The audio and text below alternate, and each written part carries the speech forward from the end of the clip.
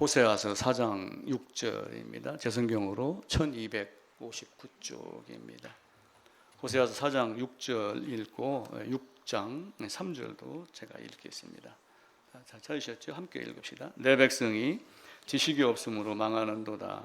내가 지식을 버렸으니 나도 너를 버려 내 제사장이 되지 못하게 할 것이요 내가 하나님의 율법을 잊었으니 나도 내 자녀들을 잊어버리리라.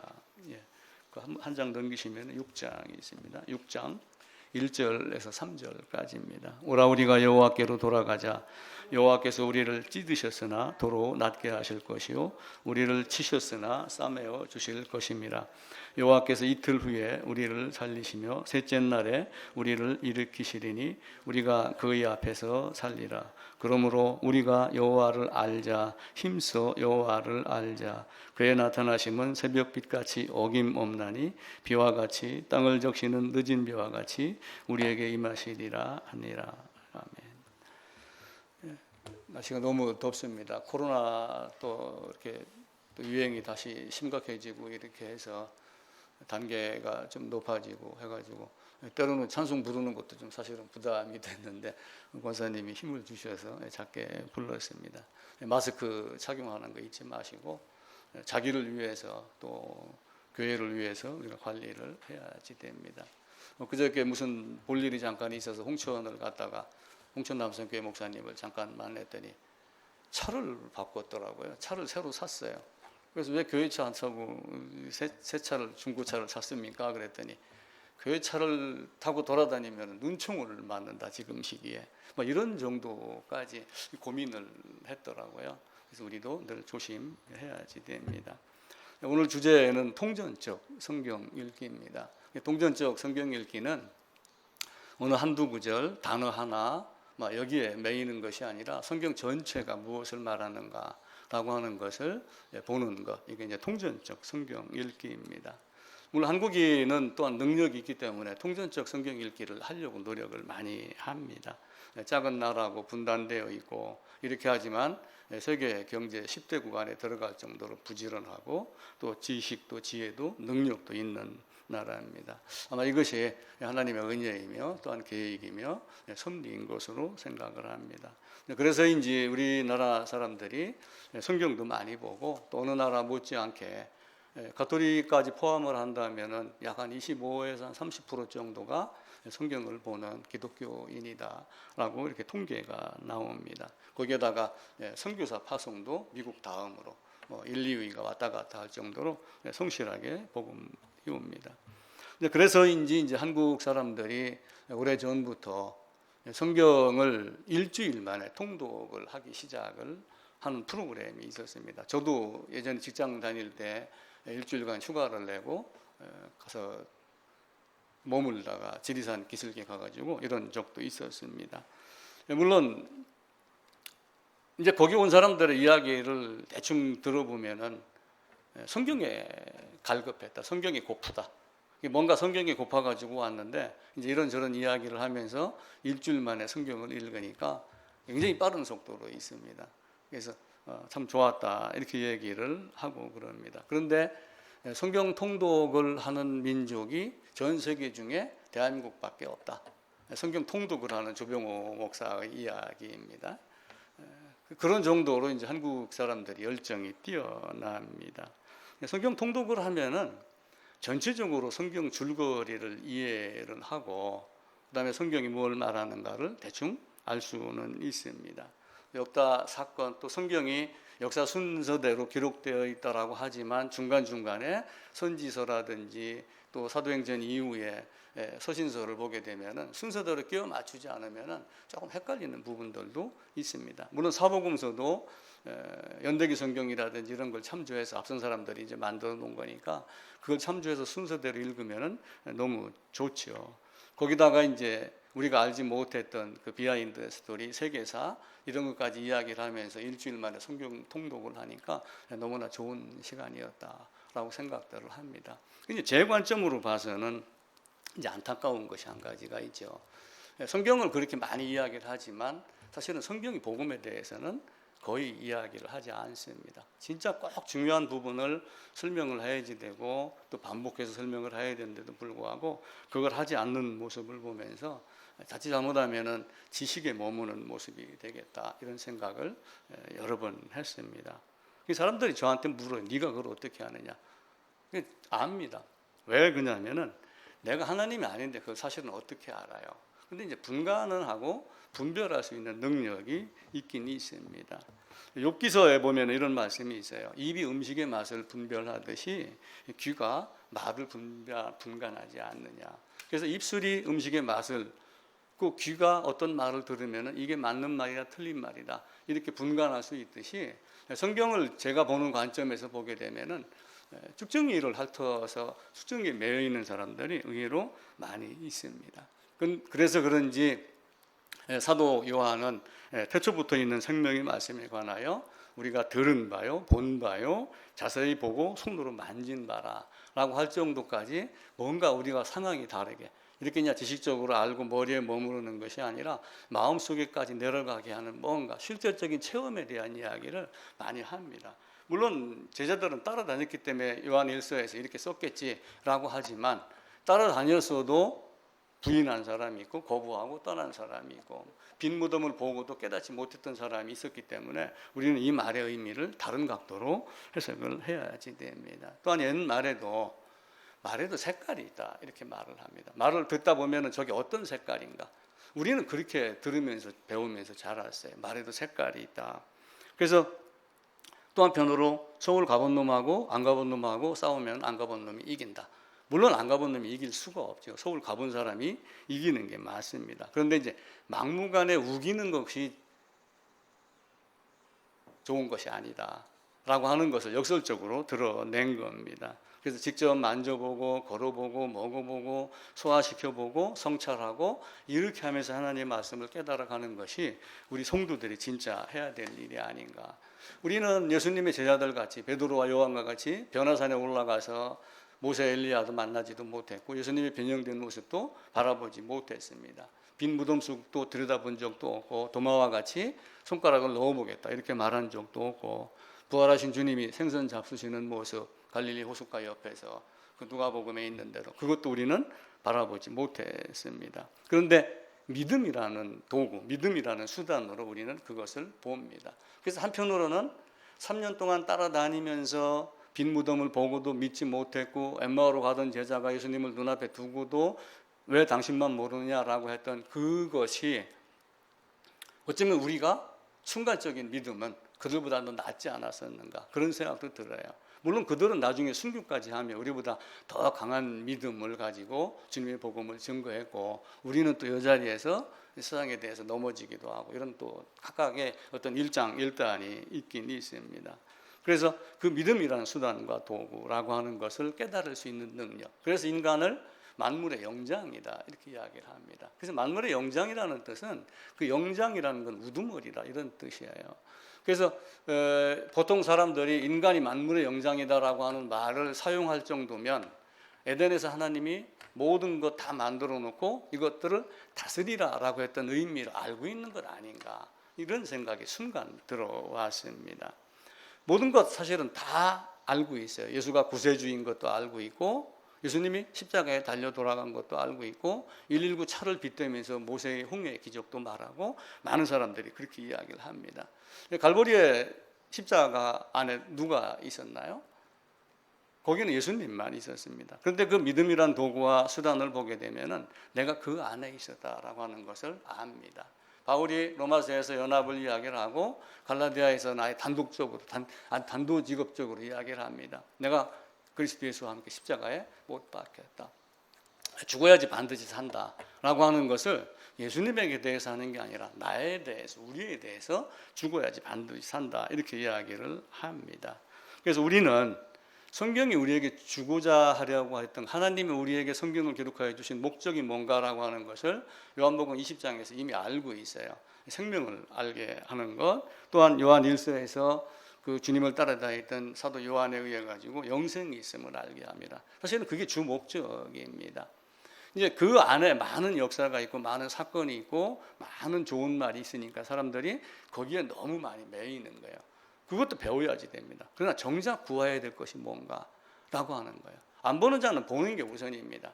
먼저 눈을 뜨는 게 먼저입니다. 눈을 뜨고 그 다음에 길을 읽히고 글자도 배우고 쓰는 것도 이거는 2차적인 문제가 돼요.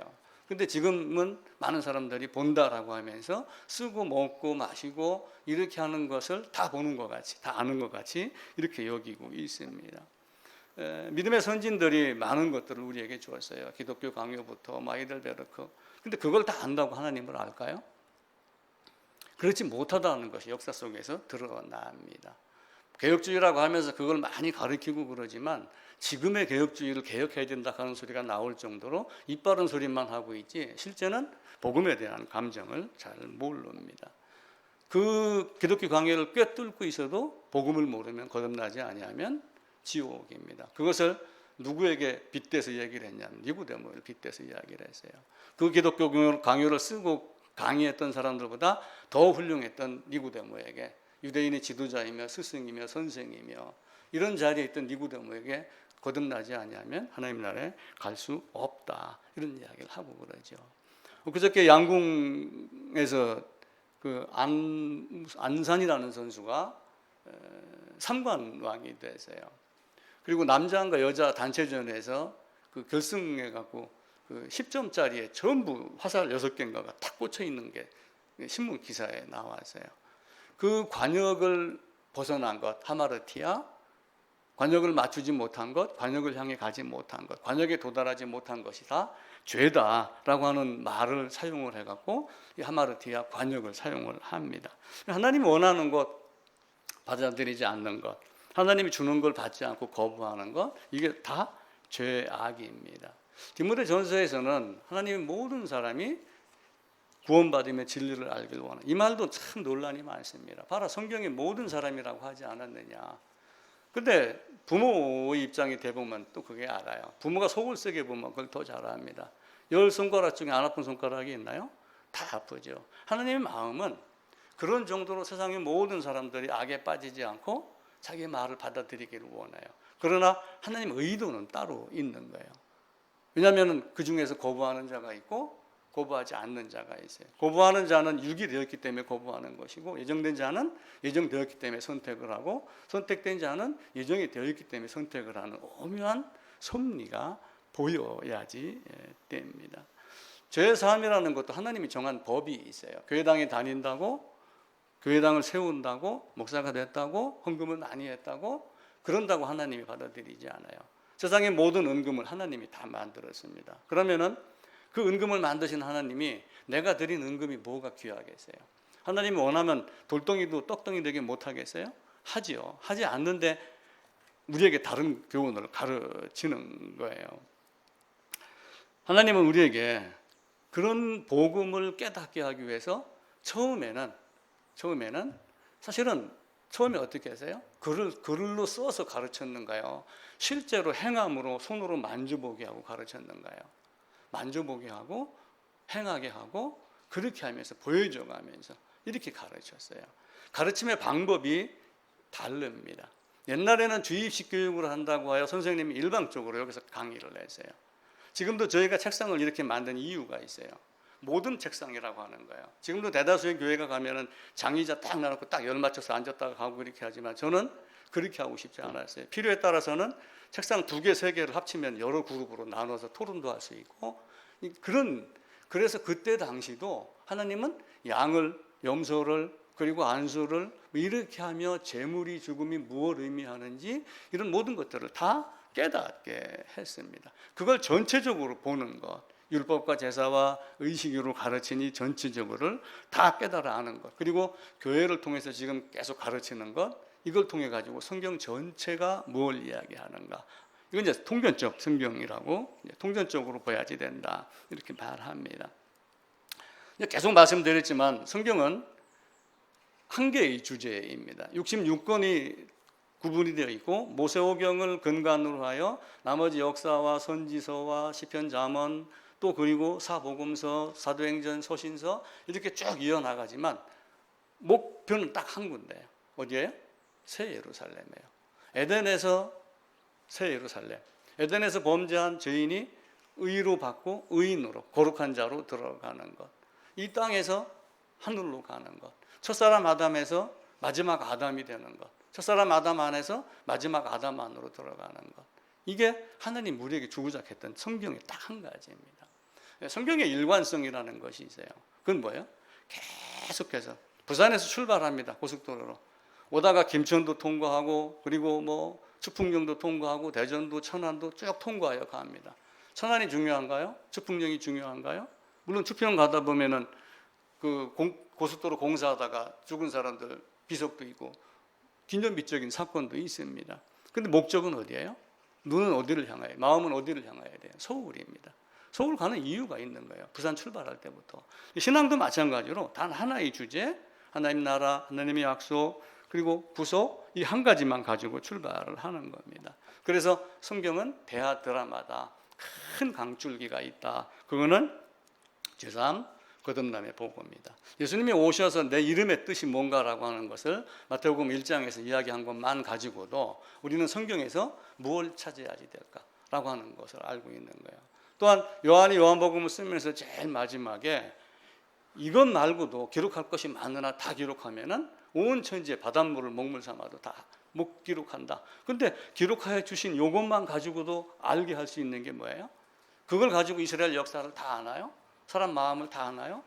사건에 대해서 다 알 수 있나요? 그거 가지고 바로 20장에서 얘기한 그 복음, 영생에 대해서, 생명에 대해서 다 알 수 있다. 그 이야기를 한 겁니다. 그래서 성경은 하나님이 창조한 세상, 그리고 아담의 범죄, 그리고 그 범죄를 없애서 새로운 창조를 해나가는 점진적 과정에 대한 것을 기록한 구속의 여정 이야기이지 다른 것은 아닙니다. 중간중간에 어떤 사건이 있다고 해요. 그 사건에 매이다 보면 본질을 잃어버릴 수가 있어요.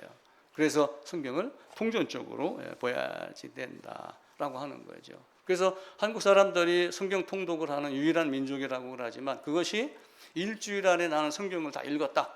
나는 성경을 매독했다. 이것이 목적이 돼서는 안 돼요. 그 안에서 그걸 읽었어도 60번, 70번, 80번 통독을 했어도 거듭나지 아니하면 하나님 나라에 갈 수 없습니다. 이걸 모르고 성경을 읽으면 성경이 뭐가 돼요? 전설 따라 삼천리가 됩니다. 호랑이 담이 피던 시절에 모세라는 사람이 있어서 이렇게 바뀔 수가 있어요. 우리가 지금 젊은이다라고 얘기를 하면 뭐라고 그래요?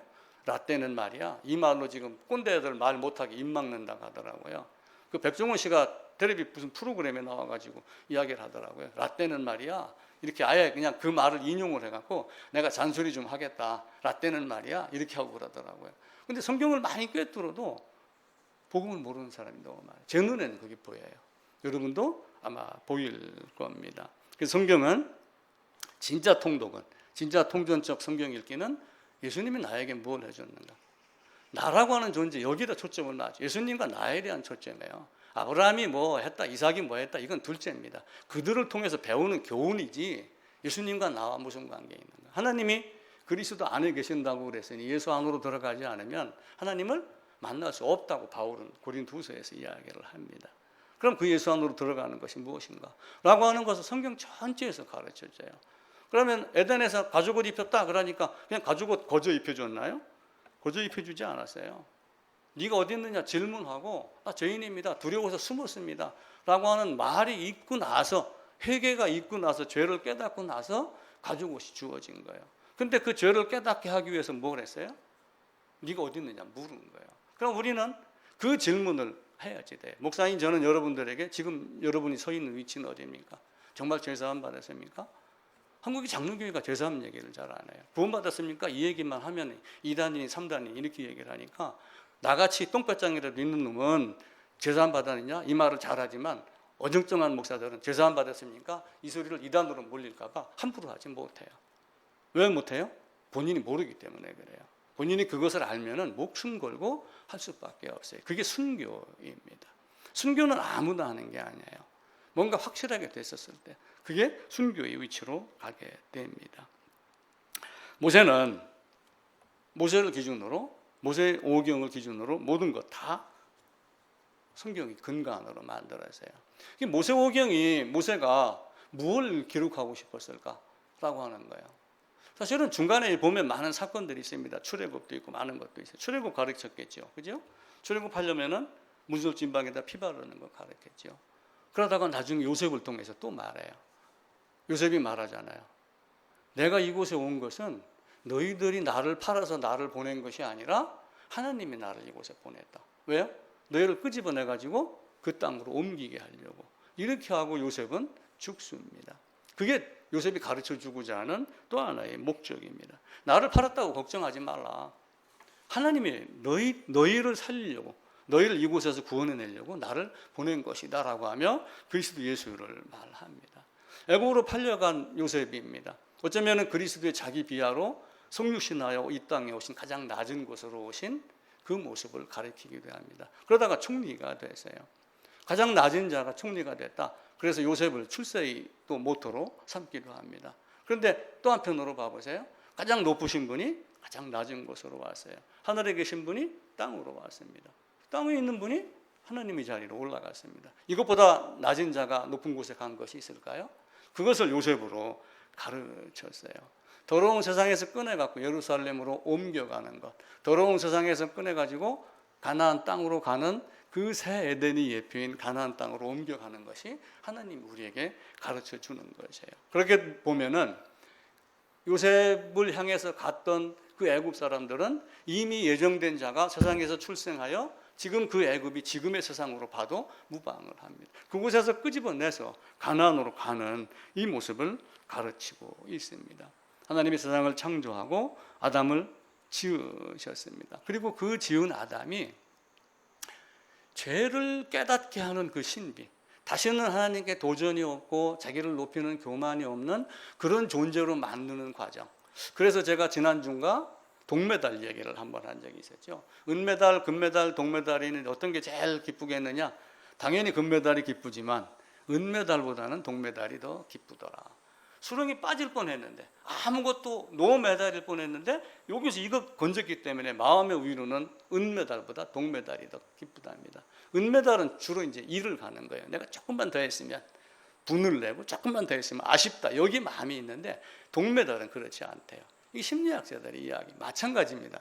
우리도 하나님 앞에서 내가 그렇게 비참한 존재에서 건짐받은 것, 아마 그래서 새 에덴, 새 예루살렘에서는 눈물 슬픔도 없지만 다시는 반역이 없는 곳이 되지 않을까.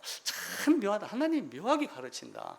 그 오묘한 하나님의 심리를, 하나님의 그 신비를 우리가 다 어떻게 알까라고 하는 거예요. 그리고 이제 그 후에 아브라함을 통해서 아브라함과 동일한 믿음. 예를 들어서 갈대아 우르에 있습니다. 그를 끄집어냅니다. 또 가나안에 있습니다. 집어넣었다가 또 꺼냅니다. 이런 모든 과정을 거치면서 하나님이 우리에게 복음이 무엇인가를 깨닫습니다. 이제 모세오경을 보면은 이제 원 역사라는 것이 있고 인류의 일반적인 역사가 있어요. 그러니까 창세기의 1장부터 11장을 이제 우리가 원 역사다 이야기를 합니다. 원 역사 안에는 인류의 역사가 또 포함이 돼요. 4장부터 11장까지는 사람에 대한 역사가 나오죠. 인류에 대한 역사가 나옵니다. 그런데 결국은 여기에서 뭘 해요? 심판해요. 하나님이 창조하고 그리고 범죄하고 죄인의 모습이 쭉 나오다가 그리고 나중에는 심판으로 끝납니다. 그러면서 성경 전체를 1장에서 11장으로 다 보여줍니다. 그리고 11장부터 11장에 있는 내용을 12장부터 저 요한계시록 끝까지, 요한계시록이 시작되기 전까지 종말이 어떤가 다 가르쳐주며 심판에서 벗어난 자는 바로 이곳으로 갑니다. 거듭난 자는 이곳으로 갑니다. 이렇게 이야기를 하고 그러죠.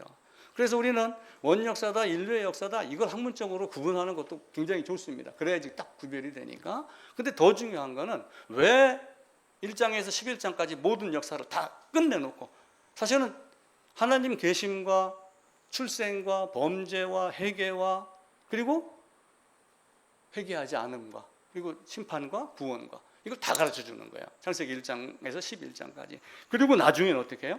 이 1장에서 11장에 있는 거를 창세기 12장에서부터 쫙 계시록까지 다시 한번 풀어서 역사를 통해서 반복 이렇게 해서 우리에게 가르쳐 줍니다. 그럼 이 안에서 1장 1막, 2막, 3막 이걸 보고 뭘 해야 돼요? 1막 2장 3장 2막 1막 2장 3장 4장 이걸 가지고 사실 이걸 반복을 하는 거예요. 하나님은 우리에게 그걸 가르쳐줘요. 창세기 1장부터 11장까지 뭐가 더 중요하겠어요? 창세기 1장 하나님 계심? 당연하죠. 자, 그러면 우리는 창세기 1장 2장 아담 범죄 들어가기 전에 창조했습니다 라고 나오고 첫째 날 둘째 날 그럽니다. 그럼 사람들이 어떻게 해요? 이 하루가 1000년이냐 2000년이냐 7000년이냐 70억이냐 35억이냐 이걸 가지고 또 따지기 시작을 해요. 근데 그게 중요한가요? 그건 인류의 지혜로 모릅니다. 창조과학회의 모순은 성경을 과학적으로 접근하려고 하는 거예요. 그게 신복음주의라고 하는 거예요. 그건 바르지 못한 겁니다. 우리가 알 수는 없어요. 학자들이 머리를 싸매고 하루가 1000년 같으니까 막 이렇게 하자. 아니면 막 7날짜다. 설령 7날짜 동안 하나님은 그것도 못 하시겠어요? 다 하시겠죠. 근데 그거는 키포인트가 아니에요. 키포인트는 뭐예요? 모든 걸 다스리라고 한 아담이 하나님을 도전한 거, 반역한 거. 모든 자리를 다 깔아놨음에도 불구하고 그걸 거부한 것. 이게 성경이 우리에게 가르치는 거예요. 그래서 우리는 성경에서 어디에 집중할 건가? 이걸 제대로 아는 게 통전적 성경 읽기입니다. 아담이 범죄했습니다. 가죽을 입었습니다. 죄가 있는 것, 벗었으므로 두려워 숨었나이다 라고 하는 것은 아담이 스스로 알았어요. 그럼 아담이 죄인임을 스스로 알았습니다. 그럼 아담이 죄인임을 스스로 알았을 때 어떻게 해서 스스로 알았을까요? 질문이 없으면 스스로 알지 못합니다. 그래서 질문의 기법이라는 것이 있어요. 질문을 하면 내가 무엇을 모르는지 안다. 질문의 기법 중에 한 가지예요. 질문을 하면 머리가 돌아가기 시작한다. 질문을 하면 생각하기 시작을 한다. 질문을 하면 해답이 무엇인가를 찾기 시작을 한다. 그래서 질문을 많이 던져야지 돼요. 그래서 뭐 설교하는 목사도 또 한편으로는 자기가 자신에게 나는 정말 구원받았는가? 이거는 신앙의 기초가 아니에요. 신앙의 기초이면서도 기초가 아닌 그냥 기초. 나는 진짜 구원받았는가?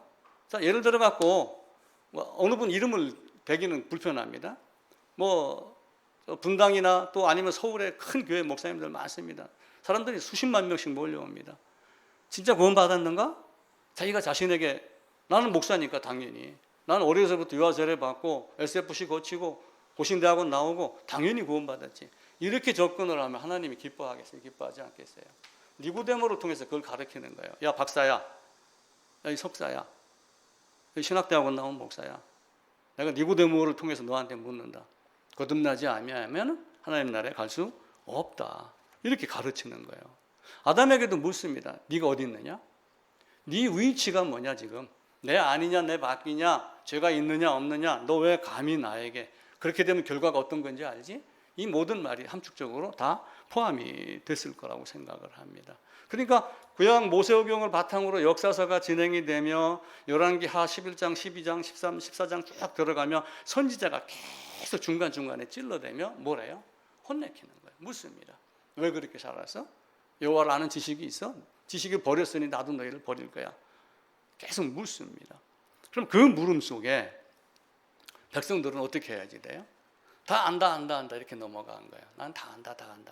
그리고 나중에는 하나님이 뭘 우리를 얼마나 사랑했어요? 어떻게 사랑했어요? 사사기를 통해서는 자기 소견대로 이렇게 하며 여호수아가 정복한 이후로 사사기 이후의 멸망까지 말라기까지 보게 되면은 계속 백성들의 거짓 입술만 드러납니다. 부모들이 자식을 양육합니다. 저는 아버지가 그때 당시에 국민학교죠. 국민학교 선생님이었어요. 그래서 모친이 유별나게 저를 키웠어요. 동네에서 보게 되면 아이들이 뭐 잔치집에 간다 그러면은 그냥 갔다 오면 막 끝나면 잔치집으로 가야죠. 똥 먹어야 되니까. 가면 책가방 집어 던지고 밥 쫙 하고 소리 지르는데 나는 그 사람들 많은 데서 딱 부동자세 서가지고 학교 다녀왔습니다.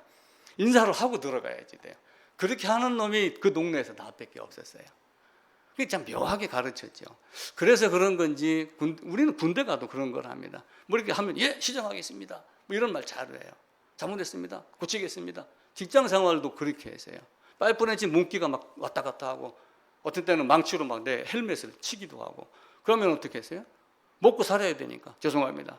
고치겠습니다. 더 배우겠습니다. 이 말을 하고 계속 살았어요. 지금은 젊은이들은 그러지 않아요. 기분 나쁘면 다른 데로 옮기면 되지.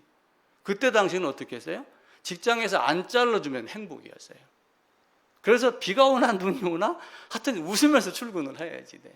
저도 자전거를 타고 막 그 0일 만에 비바람을 뚫고서 한겨울에도 그 눈길을 뚫고 가끔 오는 눈이지만 30분씩 막 끌고 가고 이런 적이 있어요. 이스라엘 백성은 그렇게 하지 않았어요. 죄송합니다. 잘못했습니다. 다시는 그러지 않겠습니다. 인간관계에서도 마찬가지예요. 어떤 문제가 있으면 그래요? 그건 내가 실수했네요. 미안합니다. 죄송합니다. 넘어진 자리에서 일어나라는 뜻이 그 뜻이에요. 근데 이스라엘 백성은 그러지 않았어요. 내가 뭘 잘못했는데요? 내가 이만큼 열심히 했잖아요. 이렇게 하면 그들은 선지자를 오히려 때리고 죽이고 가두고 몰아내고 이렇게 했어요. 그게 성경의 역사입니다. 예레미야 선지자는 말해요. 네 말이 나는 듣지 아니하겠다 라고 하는 게 어려서부터 네가 가진 습관이다. 예레미야 22장에 그 이야기를 해요. 청개구들이 많아요. 청개구리들이. 그러다가 보니까 결말은 뭐예요? 포로로 끌려가서 다니엘서의 9장 가가지고 결국은 우리가 잘못했습니다. 죄송합니다. 아마 잘못했습니다. 죄송합니다 소리를 성경 전체에서 딱 하나를 고른다 하면은 이스라엘과 유대는 다니엘서 9장일 거예요. 아마. 그전에는 그런 소리를 안 했어요. 그러다 회개한다. 구원해주면은 감사합니다 해놓고 딴짓 하다가 또 배반하고 이렇게 많이 했지.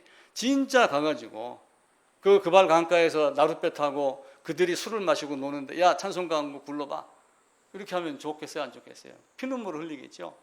그런 과정을 거치면서 우리가 잘못해서 하나님께 거역해서 여기까지 왔습니다. 그래서 그들은 다시 돌려봤습니다.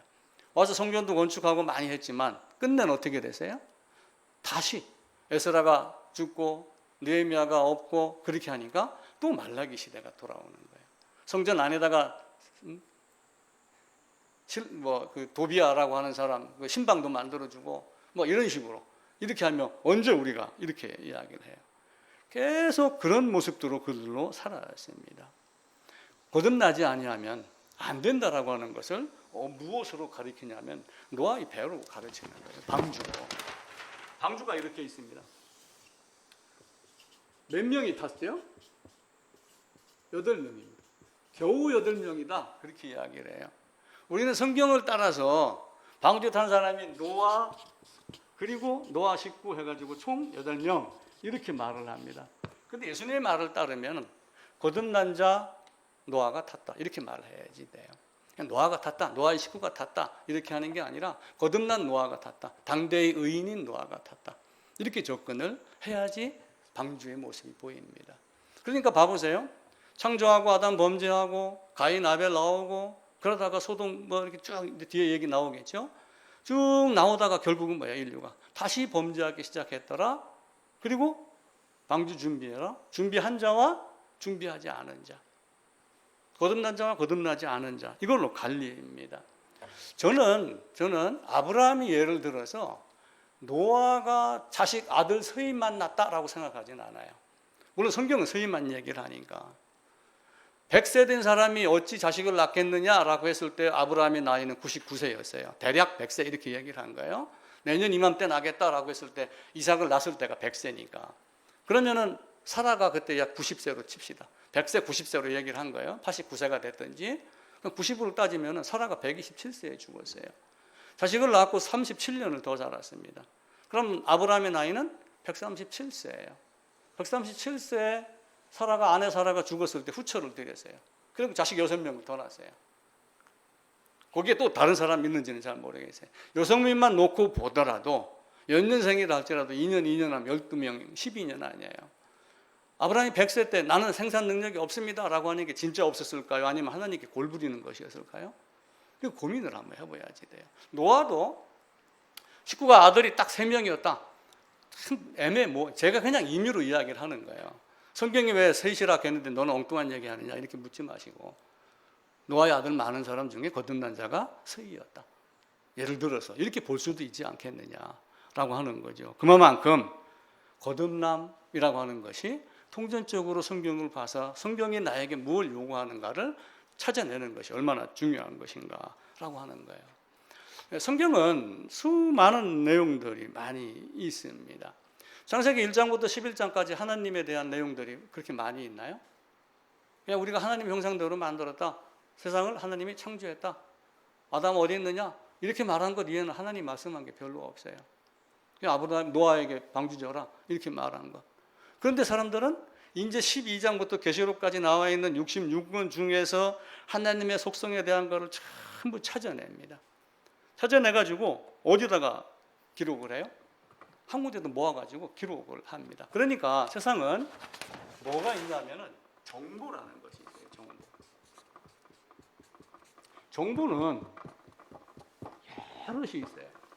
산에 가면은 사금이 여러 군데 퍼져 있습니다. 근데 이제 좀 많이 몰려 있는 곳은 금광이고 그렇지 않은 곳은 그냥 사람들이 거들떠 보지 않는 거예요. 그냥 투자한 거에 대한 결과가 적기 때문에. 이렇게 흩어져 있고 뒤죽박죽 섞여 있는 것을 우리는 정보다 이렇게 이야기를 해요. 지금도 사람들이 수많은 인터넷 자료가 있습니다. 저도 어떤 때는 인터넷을 뒤져가지고 자료를 검색을 해요. 그럼 검색한 자료를 몇 개를 모아 놓습니다. 이 사람은 이 말하고 저 사람은 저 말하고 또 아니면 주석에서도 이 사람은 이 말하고 저 사람은 저 말하고 라고 하는 정보를 끄집어다가 이렇게 그릇에 담아 옵니다. 이 중에서 몇 개를 필요한 거. 근데 이것을 체계적으로 정리한 것, 이것을 우리는 지식이라고 이야기를 해요. 그러니까 처음에 정보가 있어야 되죠. 두 번째 지식이 있어야지 돼요. 하나님을 아는 지식이 있어야지 된다라고 하는 그 지식은 이 지식일까요? 아닐까요?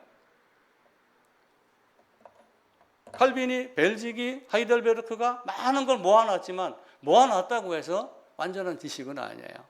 이 지식을 활용할 줄 아는 사람, 체계적으로 정리한 걸 가지고 신론, 인간론, 기독론을 아무리 잘 체계적으로 정리해놓고 설교를 한다 할지라도 이게 자기 안에 들어왔었을 때 지혜가 되는 거예요. 그래서 정보가 있고 지식이 있고 그 다음에 뭐가 있냐면은 지혜라는 것이 주어져요. 우리는 이 지혜를 찾는 거예요. 지혜를 찾는 것. 근데 많은 사람들이 여기에서 지금 매여 있어요. 이 지식에. 지식을 많이 알면은 많이 아는 것 같이 여겨요. 그게 40년, 50년 이전만 해도 두드러졌어요. 아마 한 3, 40년 전만 해도 두드러졌어요. 아마 세상에서 제일 똑똑한 사람이 그때 당시만 해도 목사였을 거예요. 이물 먹어보고 저물 먹어보고 많이 알고. 그래서 교회 가면 뭐 배우고 옳은 말 듣고 뭐 예를 들면 어떤 스승 찾아가고 절에 가고 승려들한테 가야지 뭐 훈계 듣고 물론 다산 뭐 이런 사람들도 많이 있잖아요. 그렇게 생각을 하지만 이 정보를 지식으로 만들어서 체계적으로 정리해 놓은 것을 내 걸로 체험을 하고 알고 있는 것. 그러니까 성경 전체에 하나님에 대한 것, 구원에 관한 것, 죄에 대한 것 이런 것들을 전부 끄집어 갖고 조직신학이라고 하는 걸 만들어 놓은 거예요. 거기에 우리는 출중하게 깨닫고 알아야지 돼요. 근데 그게 머리에 있느냐 가슴에 있느냐 이 차이가 되는 거예요. 머리에 머무르느냐 가슴까지 내려가느냐. 니고데모는 어디에 있었어요? 여기에 있었어요. 다메섹 가기 이전에 바울은 어디까지 있었어요? 여기에 있었던 거야. 그리고 이거하고 주먹만 있었어요. 다메섹에 가니까 이게 갑자기 뻥 뚫려갖고 어디로 내려온 거예요? 가슴 마음에 내려온 거예요. 그렇게 하자 그가 이걸 끌어다 쓰기 시작을 하는 거예요. 그래서 지혜와 지식 두 가지를 잘 활용을 하지 않으면 성경을 통정적 사고방식으로 깨달을 수가 없어요. 그럼 지혜는 뭐냐? 지식은 정리해 놓은 것. 근데 옳고 그름을 깨닫고 어떤 것이 진짜냐 가짜냐 라고 하는 것, 자기에게 체험이 되는 것, 이걸 다 할 줄 아는 게 지혜예요. 그래서 목사는 지혜자가 돼야 되지 지식인이 되면 안 돼요. 근데 지혜자가 되고 나면은 지식에 더 일반적인 지식을 갖고 있는 사람보다 더 많은 지식을 정확하게 갖고 풀어서 이야기해야지 돼요. 지식이 많이 늘어난다고 지혜가 늘어나는 게 아니에요. 지식과 지혜는 별개의 두 종류예요. 우린 지식이 있으니까 저 사람은 지혜자야 이렇게 얘기를 하지만 돈이 많다고 다 부자인가요? 아니에요. 돈 많아도 사랑이 없는 사람이 있어요. 어떤 사람은 돈이 없어도 어떤 친구가 그 신문 기사에 나왔더라고요. 미스트롯에 나온 어떤 친구가 고등학교 때인가 대학교 때인가 무슨 뭐 커피집인가 어디 뭐 식당을 잠깐 갔었는가 봐요. 근데 이제 껌 파는 할머니가 껌 사세요, 껌 사세요 그래. 저희도 어렸을 때 이제 그런 걸 많이 봅니다. 버스 탄다고 어디 가서 앉아 있으면 껌 사세요. 얼마예요? 500원이에요, 100원이에요. 근데 그 친구가 돈이 없다고 친구한테 7,000원을 빌려갖고 7,000원어치 껌을 샀대요. 저는 그런 적이 없어요. 지식과 지혜를 어떻게 활용하느냐는 다르는 거예요. 지식은 소유하는 거고 지혜는 깨닫고 실천하는 거예요. 지식은 아는 거고 지혜는 이해하고 체험하는 거예요. 지식은 맛보는 거고 지혜는 먹고 소화시키는 거예요. 그러면 여호와를 아는 지식, 너희가 지식이 없어 망한다 하는 지식은 뭘까요? 그 지혜에 속한 단어를 사용을 하는 거예요. 단순하게 이 안에서 있는 어떤 걸 깨닫는 것이 아니라 이 지식이 여기까지 내려와 가지고 먹고 소화되고 내가 건강하게까지 되는 것, 그 과정이 지혜의 모습입니다. 그래서 지식은 머리에, 지혜는 가슴에 머문다. 근데 지혜는 노동과 같아요. 또 한편으로 지혜는 기능과 같아요. 지혜는 기술과 같아가지고 갈고 닦고 노력해야지 돼요. 그래서 기도하라고 하는. 그래서 성경을 자주 보고 매일 보고 묵상하고 이것이 그러한가 상고하고 이것이 있어야지 지혜가 생겨요. 그러니까 철학이라고 하는 말 자체가 그 필로소퍼스라고 하는 단어가 지혜를 사랑하는 자라고 하는 뜻이 철학이라는 단어로 사용을 해요. 근데 지혜를 사랑한다고 해야 지혜가 내한테 있나요? 없어요. 머리로 하는 철학이고 가슴으로 하는 철학이 있는 거예요. 자, 예수님을 사랑합니다. 예수님을 사랑한다고 해야 그 사랑이 내한테 있나요? 예수님을 사랑하는 것과 아는 것도 차이가 있죠. 사랑한다고 해요. 다 되는 게 아니에요. 내가 저 사람을 사랑해. 근데 사랑해도 짝사랑으로 머무는 경우가 있어요. 저쪽에서 나를 받아들이지 않아요. 지혜와 지식의 차이입니다. 우리가 여호와를 알자, 힘써 알자, 네가 나를 아는 지식을 버렸으므로, 그러면 역사를 꿰뚫고 있고 단어를 분해하고 이렇게 한다고 하여 하나님이 지식이라고 얘기를 했을까요? 그때 당시에 지금보다 지식이 높았던 사람들이 많이 있었을까요? 지금보다 정보가 많은 시대가 있었을까요? 없습니다. 그때 당시에 문화혁명, 계몽 일어나기 그 이전의 그 고대 근동에는 쉽게 얘기하면 무식한 놈들 천지였어요. 그 사람들에게 진짜 물건을 갖다 주며 이렇게 해서 안수하고 이렇게 해서 재물 안으로 들어가고 이렇게 죽어야지 돼, 이렇게 해서 저놈 저 짐승이 대신 죽는 거야, 대신 대속으로 가르치고 그렇게 했어요. 근데 우리는 지금 그것을 여기서는 지금 너무 빨리 지식으로만 그걸 해결하려고 그래요. 그 지식은 야다라고 하는 아담과 하와가 동침했다라고 하는 그 단어를 사용을 하고 기노스코라고 하는 단어를 사용을 해서 체험적으로 알고 내가 먹어서 아는 그 지식을 말합니다. 지식이 생겼다고 지혜가 생기지 않아요.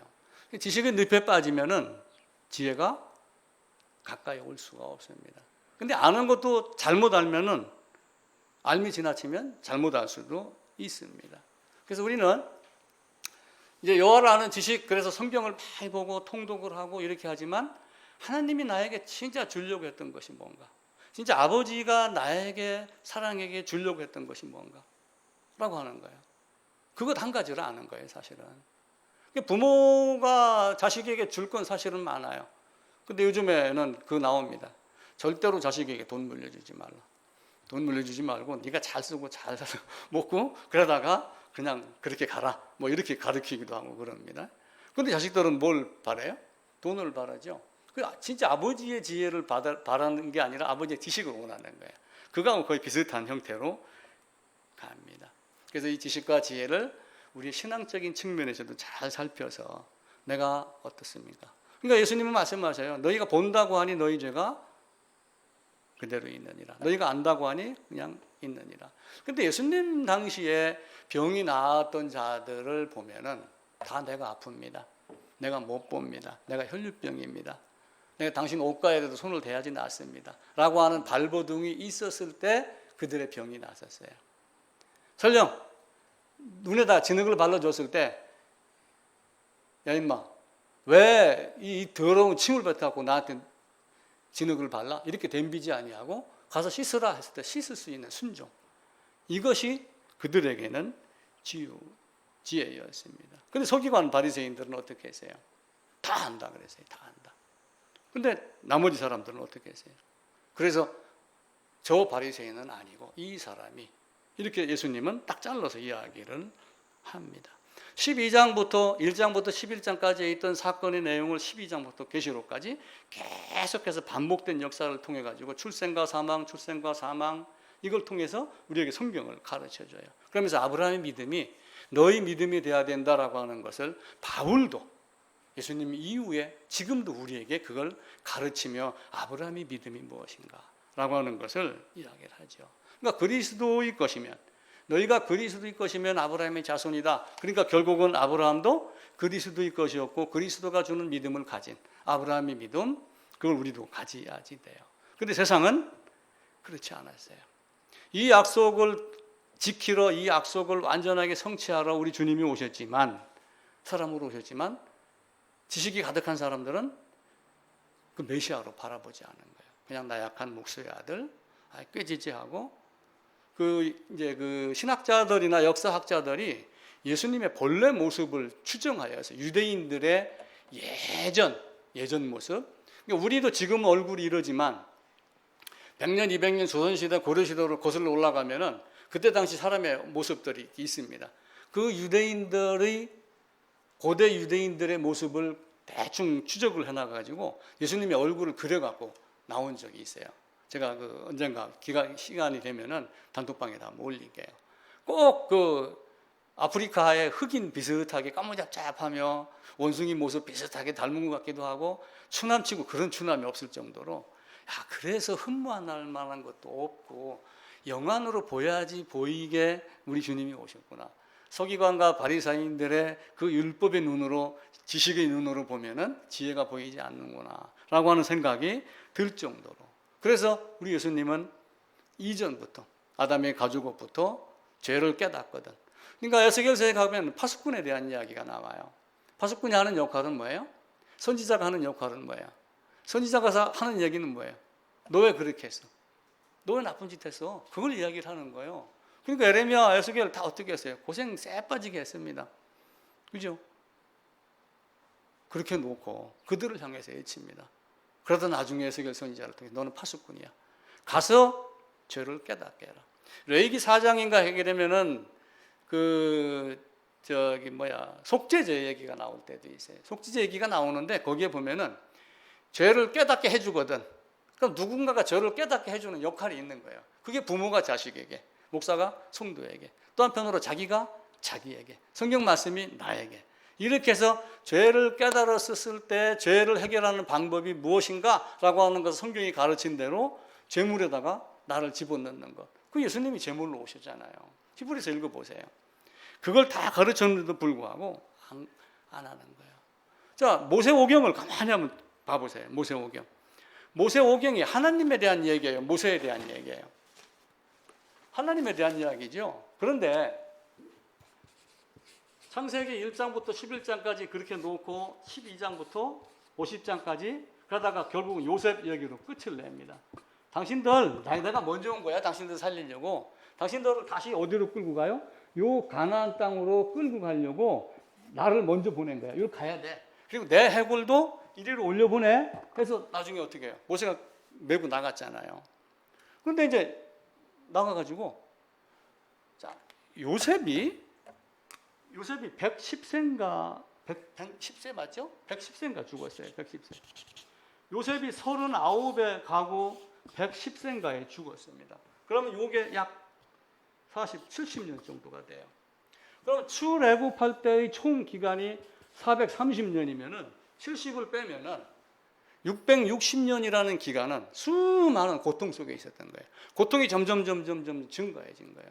그러니까 창세기에서 그 말을 기록을 하지 않지만 요 당시 요셉이 죽었더라, 내 해골 메고 올라가라 라고 하는 그 바로 뒤에 한 줄이 보이지 않지만 거기에는 애굽 사람들의 수많은 고통이 포함이 딱 되어 있는 거예요. 그러면서 창세기가 끝나고 출애굽기 한 장 딱 넘어가면서 모세가 등장을 해요. 모세 출생. 모세가 딱 출생을 해가지고 신명기 마지막에 가면 모세가 죽었더라고 끝나요. 바꿔 얘기하면 모세오경은, 창세기는 왜 모세가 필요한가? 왜 모세를 끄집어 갖고 태어나게 해서 이들을 출애굽시켜 갖고 가나안으로 들어가게 해야 되는가, 이유를 설명하는 게 창세기라고 저는 보는 거예요. 하나님은 우리에게 많은 것을 가르칩니다. 이때 당시 애굽은 어디 계세요? 이때 당시 애굽은 지금 여기 얘기하는 거예요. 성경은 두 땅을 놓고 이야기를 합니다. 두 땅을 놓고. 여기가 애굽입니다. 애굽. 또 하나는 어디예요? 가나안 땅. 여기.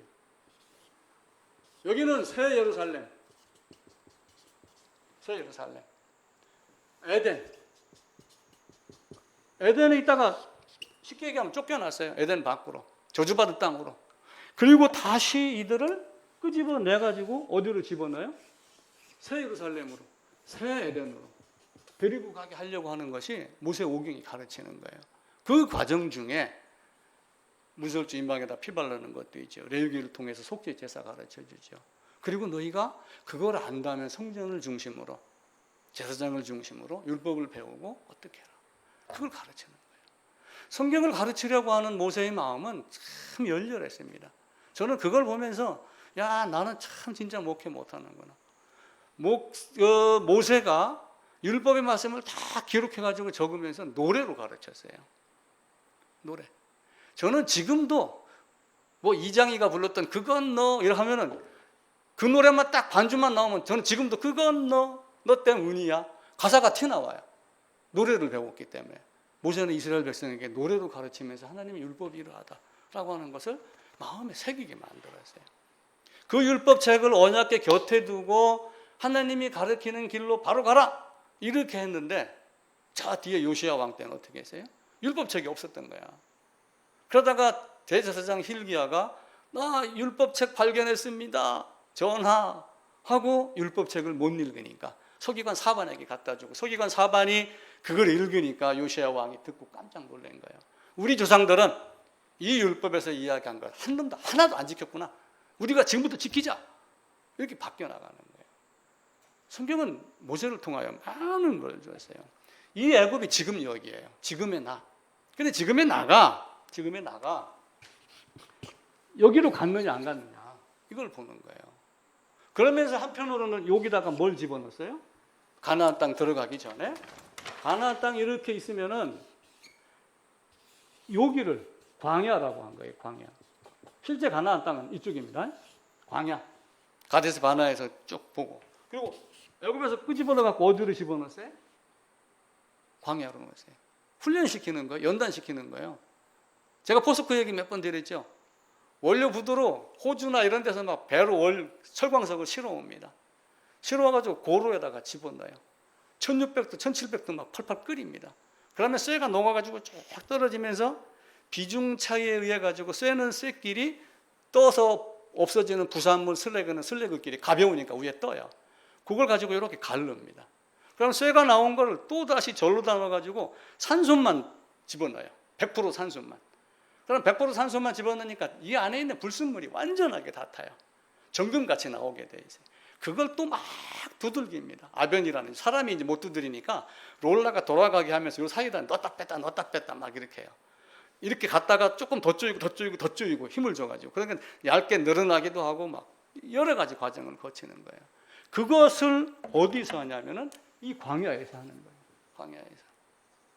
그리고 나중에 광야 끝나고 나면은 여기로 들여보내는 거예요. 그러니까 우리의 지금 신앙생활은 광야교회예요. 광야교회. 사도행전에 누가 기록한 대로 광야교회. 먼저는 광야교회 들어가려면 어떻게 해야지 돼요? 근데 광야교회 안에 중단 잡족이 있는 거예요. 얼떨결에 따라 나온 자. 같이 가면 좋겠구나. 지금 교회 안에는 이런 게 없겠어요? 엄청나게 많습니다. 이걸 분별하고 이 중에서 알짜배기 한 사람을 찾는 게 저는 목회다라고 보는 거예요. 사람 숫자? 막 수십만 명 모이고 막 몇천 명 모이고 해가지고 지금 뭐 성공했다라고 하는 거 보면은 부럽기도 하고 때로는 굉장히 안타깝기도 하고 그렇습니다. 하나님이 노아 시대 인구가 얼마 됐었을까요? 맞습니다. 몇백억 넘습니다.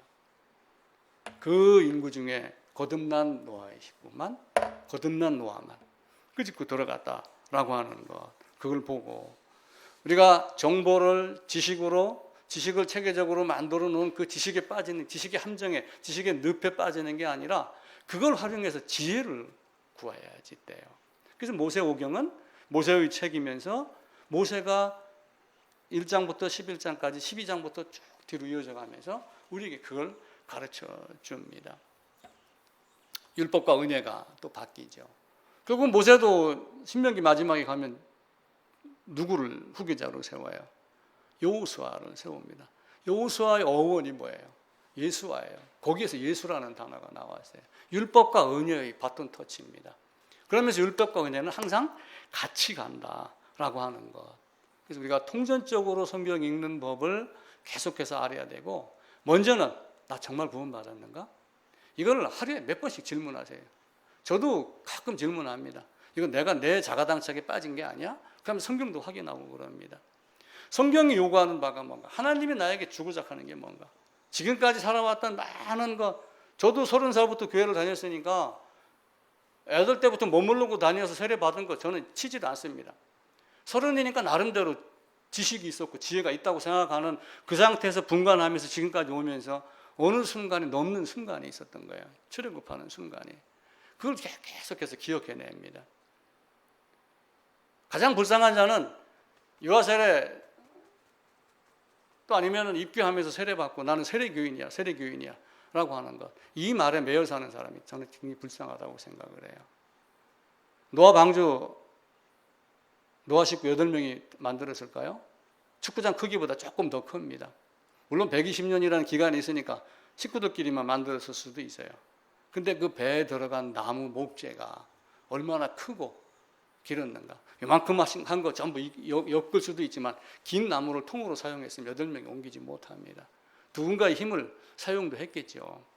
이제 그런저런 거를 보면서 내가 진짜 방주에 탈만한 사람인가 아닌가가 저는 통전적 성경 읽기에서 첫 번째 구해야 될 것이다 라고 생각을 합니다. 그래서 이 율법책이 우리에게 증거가 돼서 하나님 앞에 가면은 증거내는 그 생명책이 기록되는 거예요. 딱 하나의 목적은 생명책이 기록되는 겁니다. 신앙의 목적은. 그러면 기록된 자가 그 다음에 어떻게 해요? 기록된 자답게 살아가는 거예요. 여기서 훈련받으면서 이 안에서 범죄 없게 만드는 거예요. 자, 성경에 보면은 성전 건축할 때 법칙이 하나가 있어요. 자, 목수가 집을 짓습니다. 지금 집을 짓는데 조립식 집이 있어요. 조립식 집. 조립식은 어떻게 하냐면은 다른 데서 목재나 돌을 다 다듬어 가지고 와가지고 이쪽에서는 따따따딱 조립만 해요. 근데 대목이 나무를 갖고 와가지고 집 앞에서 깎아가면서 맞춰가면서 이렇게 하는 경우가 있어요. 어떤 집이 진짜 집일까요? 앞에서 얘기했던 대로 조립식 집. 여기서 막 깎고 다듬고 해갖고 지은 집. 물론 이게 튼튼할 수도 있어요. 근데 성경은 어떤 돌을 성전을 건축할 때 어떤 돌이 들어가는데 그 돌을 성전이 건축되는 장소에 가져가지 마라 그래요. 바꿔 얘기하면은 그 돌을 여기서 이 산에서 돌을 이만큼 띄어냈습니다. 그러면 여기에 어떤 규격이 이미 정해져 있을 거 아니에요. 그죠? 성전의 치수는 얼마야? 높이 얼마고 깊이 얼마고 두께가 얼마고 다 나와 있습니다. 그것을 여기서 만들으라는 거예요. 이 광야에서. 여기서 다듬어 가지고 가서 성전을 건축하라. 그래서 성전 안에는 망치 소리가 없더라. 새 예루살렘 안에서는 다시는 우리가 닦여질 수가 없어요. 새 예루살렘에 들어가는 순간 우리는 더 이상 다듬어질 수가 없는 상태로 들어가야지 됩니다. 또 그 순간에는 하나님이 더 이상 다듬을 필요가 없는 존재로 만들겠죠. 그게 이제 어떤 방법인지는 모르지만은 그렇게 해서 우리를 그 안으로 데리고 들어갑니다.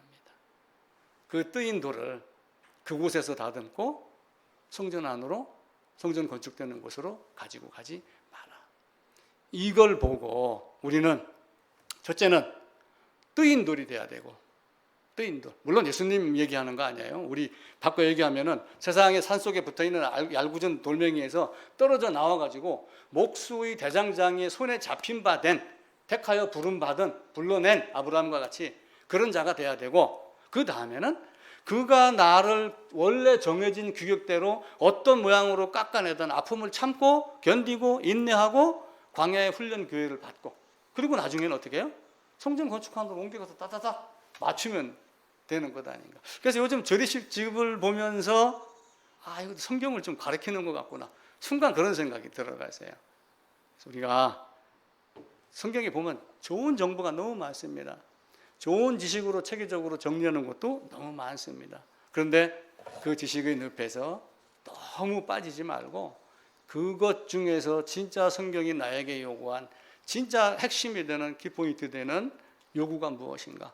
하나님이 네게 요구하는 게 뭐냐라고 하는 생활의 습관도 있지만, 진짜는 네가 하나님의 자녀냐, 이스라엘 바뀌냐 아니냐, 예수 아니냐 바뀌냐, 하나님 나라 바뀌냐 아니냐, 이걸 먼저, 그래서 그의 나라와 그의 일을 먼저 구해라.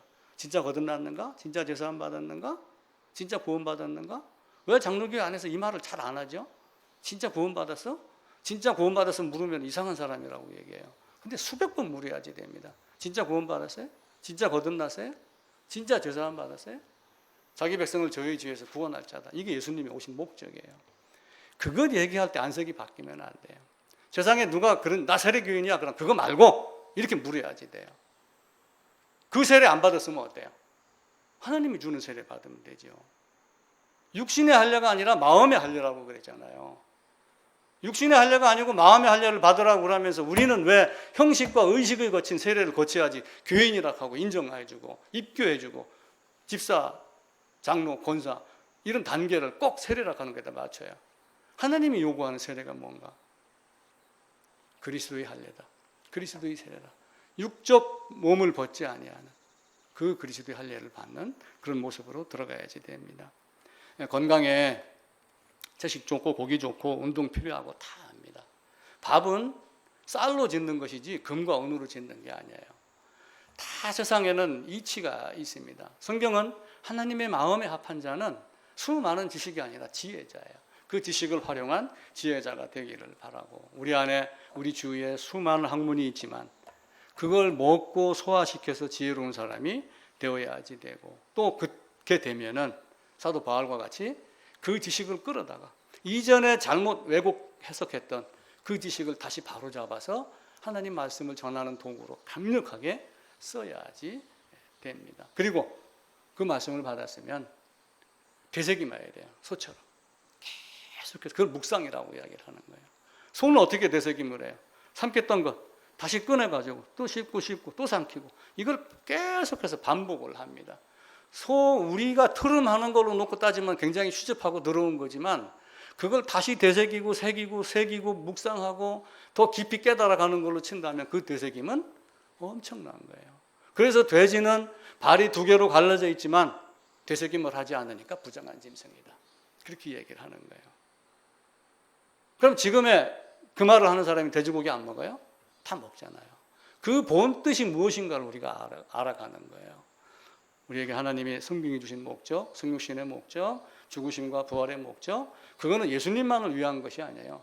옆 사람도 아닙니다. 마누라도 아니고 남편도 아니고 나를 위한 거예요.